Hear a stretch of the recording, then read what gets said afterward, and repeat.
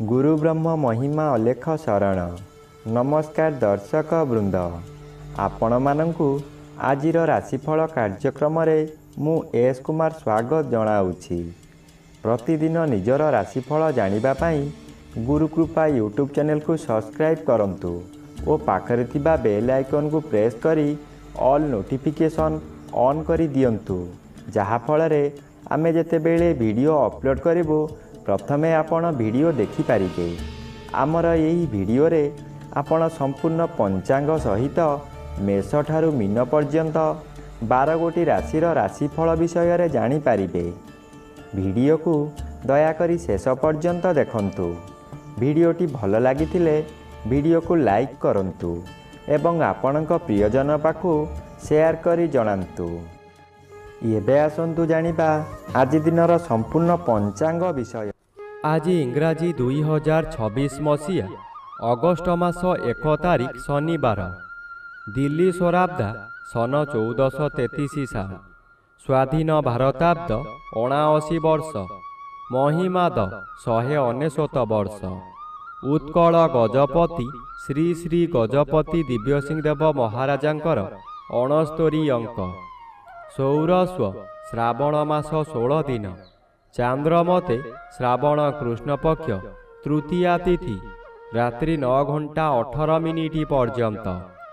आजिर सूर्योदय विरजा क्षेत्र को 5 घंटा 19 मिनिट, कर्कट लग्न 2 दंड 39 लिता गते उदय। आजिर सूर्यास्त विरजा क्षेत्र को 6 घंटा 21 मिनिट, मकर लग्न 2 दंड 13 लिता गते अस्त। आज कुंभचंद्र 60 दंड 27 नक्षत्र रात्रि 7 घंटा 47 मिनिट पर्यंत। आज जन्मित शिशुर कुंभ राशि शूद्रवर्ण दानवगण रात्रि 7 घंटा 47 मिनिट गते नरगण। आज मृत व्यक्तिर 1 पाद पुष्कर दोष रात्रि 7 घंटा 47 मिनिट गते 2 पाद पुष्कर दोष। निषिद्ध खाद्य आज पोटल भोजन निषेध अटे। आजिर अमृत जोग दिवा 9 घंटा 42 मिनिट गते 1 घंटा 11 मिनिट मध्य, रात्रि 8 घंटा 48 मिनिट गते 10 घंटा 55 मिनिट मध्य, रात्रि 12 घंटा 53 मिनिट गते 1 घंटा 54 मिनिट मध्य एवं रात्रि 2 घंटा 40 मिनिट गते शेष रात्रि 4 घंटा 10 मिनिट मध्य। आजिर महेंद्र जोग नाही।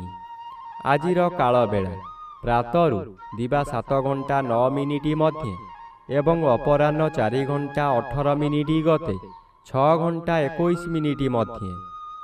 आजिर बार बेला दिवा 1 घंटा 13 मिनिट गते 2 घंटा 51 मिनिट मध्य।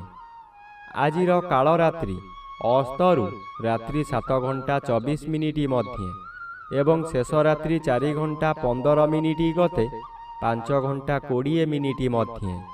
आजिर राहु काल पूर्वाह्न 9 घंटा ठारू 10 घंटा 30 मिनिट मध्य। आज मिथुन राशि और मीन राशिर घात चंद्र रात्रि 7 घंटा 47 मिनिट मध्य, तुला राशिर घात नक्षत्र घात तिथि नाही। वृष राशि सिंह राशि और कन्या राशिर घात 12। प्रिय बंधुगण, एबे आसंतु जानिबा मेष ठारू मीन पर्यंत 12 गोटी राशिर राशिफल विषय। राशिचक्र प्रथम राशि मेष राशि। आज मेष राशि जन्मित व्यक्ति मानक सकाशे एकादश स्थान रे चंद्र गोचर करुछंती। एकादश चंद्र बलशाली चंद्र। आज आपणको अचानक शुभ खबर मिलिब। व्यवसायी माने यही समय रे आशा ठारू अधिक लाभवान हेबे। पूर्वरु जेउ कार्य सकाशे आपण अपेक्षा करी हताश होइथिले से कार्य आज पूरण होइजिब। परिवार मध्यरे स्वादिष्ट भोजन प्रस्तुत करिबा सहित अतिथि बंधु मानकु निमंत्रण करी आप्यायित करि पारिबे। एबे आसंतु जानिबा राशिचक्र द्वितीय राशि वृष राशि विषय। आज वृष राशि जन्मित व्यक्ति मानक सकाशे 10म स्थान रे चंद्र गोचर करुछंती शुभ फल मिलिब। ଦଶମ ସ୍ଥାନ କର୍ମସ୍ଥାନ ହୋଇଥିବାରୁ ଆଜି ଆପଣ ନିଜ କର୍ମରେ ତତ୍ପର ହେବେ। ଯେଉଁ କର୍ମ କରିବାକୁ କେହି ସାହସ କରୁ ନଥୁବେ ତାହା ଆପଣ କରି ଦେଖାଇଦେବେ। ଆପଣ ଅଧିକ ଶକ୍ତିଶାଳୀ ହୋଇ ଉଠିବେ। ମନରେ ସାହସ ବଢ଼ିଯିବ। ଗୁରୁଙ୍କର ଆଶୀର୍ବାଦ ମିଳିବ। ପୂର୍ବରୁ କରିଥିବା କର୍ମର ଫଳ ମଧ୍ୟ ଏହି ସମୟରେ ମିଳିବ। ଏବେ ଆସନ୍ତୁ ଜାଣିବା ରାଶିଚକ୍ରର ତୃତୀୟ ରାଶି ମିଥୁନ ରାଶି ବିଷୟରେ। ଆଜି ମିଥୁନ ରାଶି ଜନ୍ମିତ ବ୍ୟକ୍ତିମାନଙ୍କ ସକାଶେ ଘାତଚନ୍ଦ୍ର ଭୋଗ ହେଉଛି। ଘାତଚନ୍ଦ୍ର ସର୍ବଦା ଅଶୁଭ କରାଇବ। ଆଜି ଘରେ ବାହାରେ ପ୍ରତ୍ୟେକ ସ୍ଥାନରେ ଆପଣ ଅପଦସ୍ଥ ହେବେ। ଆପଣଙ୍କର ବହୁ ପରିମାଣର ବ୍ୟୟ ହେବ। ଶରୀର ଅସୁସ୍ଥ ରହିବ। ମଥା ବିଚଳିତ ହେବା କାରଣରୁ ରାସ୍ତା ଦୁର୍ଘଟଣା ମଧ୍ୟ ହୋଇପାରେ। ଆଜି ଆପଣ ନିଜ ମନକୁ ଶାନ୍ତ ନ କଲେ ନିଜକୁ ନିଜେ ଦଣ୍ଡ ଦେଇ ହଇରାଣ ଓ ଲୋକହସା ହୋଇପାରନ୍ତି। ଏବେ ଆସନ୍ତୁ ଜାଣିବା ରାଶିଚକ୍ରର ଚତୁର୍ଥ ରାଶି କର୍କଟ ରାଶି ବିଷୟରେ। ଆଜି କର୍କଟ ରାଶି ଜନ୍ମିତ ବ୍ୟକ୍ତିମାନଙ୍କ ସକାଶେ ଅଷ୍ଟମ ସ୍ଥାନରେ ଚନ୍ଦ୍ର ଗୋଚର କରୁଛନ୍ତି। ଅଶୁଭ ଫଳ ମିଳିବ। ଅଷ୍ଟମ ସ୍ଥାନ ଆୟୁ ସ୍ଥାନ ଓ ମାରକ ସ୍ଥାନ। ଚନ୍ଦ୍ର ଏପରି ଏକ ଗ୍ରହ ମୃତ୍ୟୁକୁ ମଧ୍ୟ ମାରିପାରେ। ଚନ୍ଦ୍ର ଅଷ୍ଟମରେ ଭ୍ରମଣ କରୁଥିବା ସମୟରେ ବହୁ ଦୁର୍ଘଟଣା ମଧ୍ୟ ଘଟାଇପାରେ। ତାହା ମାନସିକ ହେଉ କିମ୍ବା ଶାରୀରିକ। ଆଜି ନିଜକୁ ସତର୍କ ନ ରହିଲେ ନିଜ ଗୋଡ଼ରେ ନିଜେ କୁରାଢ଼ି ମାରିବା ସଦୃଶ୍ୟ ହେବ। ଏଣୁ ମନକୁ ଶାନ୍ତ ରଖନ୍ତୁ। ବ୍ୟବହାର ଠିକ୍ ରଖନ୍ତୁ। ଏବେ ଆସନ୍ତୁ ଜାଣିବା ରାଶିଚକ୍ରର ପଞ୍ଚମ ରାଶି ସିଂହ ରାଶି ବିଷୟରେ। ଆଜି ସିଂହ ରାଶି ଜନ୍ମିତ ବ୍ୟକ୍ତିମାନଙ୍କ ସକାଶେ ସପ୍ତମ ସ୍ଥାନରେ ଚନ୍ଦ୍ର ଗୋଚର କରୁଛନ୍ତି। ଶୁଭ ଫଳ ପ୍ରଦାନ କରିବେ। ଆଜି ଆପଣଙ୍କ ପରିବାର ମଧ୍ୟରେ ହସ ଖୁସିର ଉତ୍ତମ ବାତାବରଣ ଆସିବ। ଏହି ସମୟରେ ଆପଣଙ୍କ ଜନ୍ମସ୍ଥାନଠାରୁ ଦୂରରୁ ଖୁସି ଖବର ମିଳିବ। ଆପଣଙ୍କର ଆୟ ବୃଦ୍ଧି ହେବ। ସ୍ୱାମୀ କିମ୍ବା ସ୍ତ୍ରୀ ଜଣେ ଅନ୍ୟ ଜଣଙ୍କୁ ନିବିଡ଼ ଭାବରେ ଭଲ ପାଇବେ।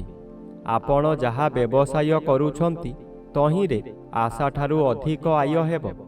ଭବିଷ୍ୟତ ସକାଶେ ସଞ୍ଚୟ ହୋଇପାରିବ। ଏବେ ଆସନ୍ତୁ ଜାଣିବା ରାଶିଚକ୍ରର ଷଷ୍ଠ ରାଶି କନ୍ୟା ରାଶି ବିଷୟରେ। ଆଜି କନ୍ୟା ରାଶି ଜନ୍ମିତ ବ୍ୟକ୍ତିମାନଙ୍କ ସକାଶେ ଷଷ୍ଠ ସ୍ଥାନରେ ଚନ୍ଦ୍ର ଗୋଚର କରୁଥିବାରୁ ଶୁଭ ଫଳ ମିଳିବ। ଷଷ୍ଠ ଚନ୍ଦ୍ର ବଳବାନ ଚନ୍ଦ୍ର। ଆଜି ଆପଣଙ୍କ ପରିବାର ମଧ୍ୟରେ ଖାଲି ଆନନ୍ଦ ହିଁ ଆନନ୍ଦ ମିଳିବ। ଯେଉଁ କାମରେ ହାତ ଦେବେ ତହିଁରେ ସଫଳତା ନିଶ୍ଚୟ ପାଇବେ। ବ୍ୟବସାୟ କରୁଥିବା ବ୍ୟକ୍ତିମାନେ ବ୍ୟବସାୟରେ ଆଶାଠାରୁ ଅଧିକ ଲାଭବାନ ହେବେ। ପୂର୍ବରୁ ଆପଣ କରିଥିବା ଋଣ ଏହି ସମୟରେ ପରିଶୋଧ କରିପାରିବେ। ଆପଣଙ୍କ ପାଖରେ ଅର୍ଥର ଅଭାବ ରହିବ ନାହିଁ।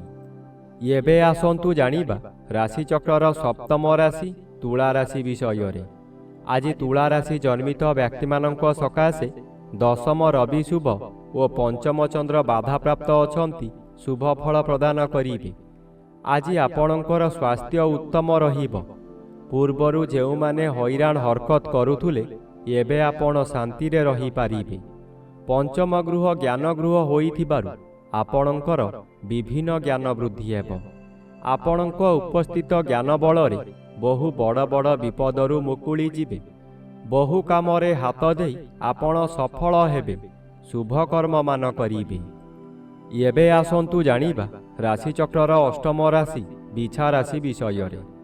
ଆଜି ବିଛା ରାଶି ଜନ୍ମିତ ବ୍ୟକ୍ତିମାନଙ୍କ ସକାଶେ ନବମ ସ୍ଥାନରେ ରବି ଓ ଚତୁର୍ଥ ସ୍ଥାନରେ ଚନ୍ଦ୍ର ଗୋଚର କରୁଛନ୍ତି।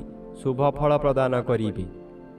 କୌଣସି ବନ୍ଧୁଙ୍କ ଦ୍ୱାରା ଆପଣ ଉନ୍ନତି ପଥରେ ଆଗେଇ ଚାଲିବେ।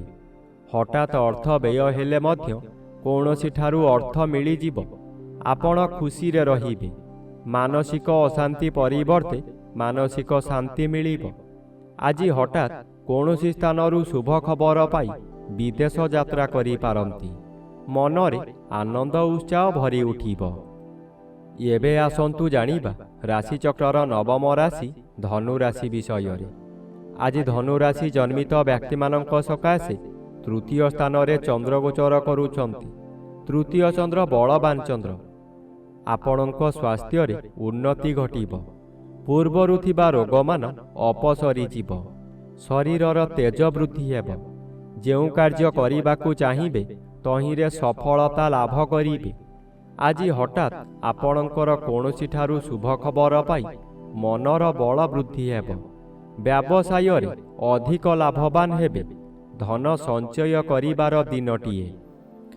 ଏବେ ଆସନ୍ତୁ ଜାଣିବା ରାଶିଚକ୍ରର ଦଶମ ରାଶି ମକର ରାଶି ବିଷୟରେ। ଆଜି ମକର ରାଶି ଜନ୍ମିତ ବ୍ୟକ୍ତିମାନଙ୍କ ସକାଶେ ଦ୍ୱିତୀୟ ସ୍ଥାନରେ ଚନ୍ଦ୍ରଗୋଚର କରୁଥିବାରୁ ଅଶୁଭ ଫଳ ମିଳିବ। ଆଜି ଆପଣଙ୍କ କାର୍ଯ୍ୟକୁ ବନ୍ଧୁମାନେ ସମାଲୋଚନା କରିବେ। ଦ୍ୱିତୀୟ ଗୃହ ଧନଗୃହ ଓ ପରିବାର ଗୃହ ହୋଇଥିବାରୁ ଆପଣଙ୍କ ନିଜ ଲୋକମାନେ ଶତ୍ରୁତା କରିବେ। ବହୁ ଅର୍ଥ ବ୍ୟୟ କରାଇ ଆପଣଙ୍କୁ ବର୍ବାଦ କରାଇଦେବେ। ଆପଣ ହତୋତ୍ସାହ ହୋଇପଡ଼ିବେ।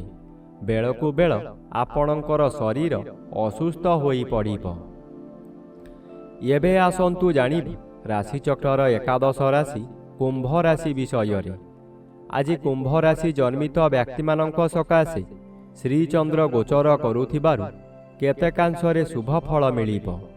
ଆଜି ଘରକୁ କୌଣସି ଅତିଥି ଆଗମନ କରିପାରନ୍ତି। ଗୃହରେ ଖାଇବା ଧୁମଧାମ ହେବ। ନୂତନ ବସ୍ତ୍ର ଆଭୂଷଣ ବ୍ୟବହାର କରିବେ। ଆଜି ପଶୁ କ୍ରୟ ବିକ୍ରୟ କରନ୍ତୁ ନାହିଁ। ଖରିଦ କରିଥିବା ପଶୁ ନଷ୍ଟ ହୋଇଯାଇପାରେ। ଗଣ୍ଡଗୋଳ କାର୍ଯ୍ୟଠାରୁ ଦୂରେଇ ରୁହନ୍ତୁ। ଆଜି ଦିନରେ ଗୃହାରମ୍ଭ କିମ୍ବା ଗୃହ ପ୍ରତିଷ୍ଠା କରନ୍ତୁ ନାହିଁ। ଏହା କଲେ ଜୀବନ ସାରା କଳହ ଲାଗି ରହିବ। ଏବେ ଆସନ୍ତୁ ଜାଣିବା ରାଶିଚକ୍ରର ଦ୍ୱାଦଶ ବା ଶେଷ ରାଶି ମୀନ ରାଶି ବିଷୟରେ। ଆଜି ମୀନ ରାଶି ଜନ୍ମିତ ବ୍ୟକ୍ତିମାନଙ୍କ ସକାଶେ ଘାତଚନ୍ଦ୍ର ଭୋଗ ହେଉଥିବାରୁ ଅଶୁଭ ଫଳ ମିଳିବ। ଆଜି ଆପଣଙ୍କ ଶରୀରରେ ଆଘାତ ଲାଗିବ। ଆପଣ ଆଜି ବହୁ ଅର୍ଥ ବ୍ୟୟ କରି ହତାଶ ହୋଇଯିବେ।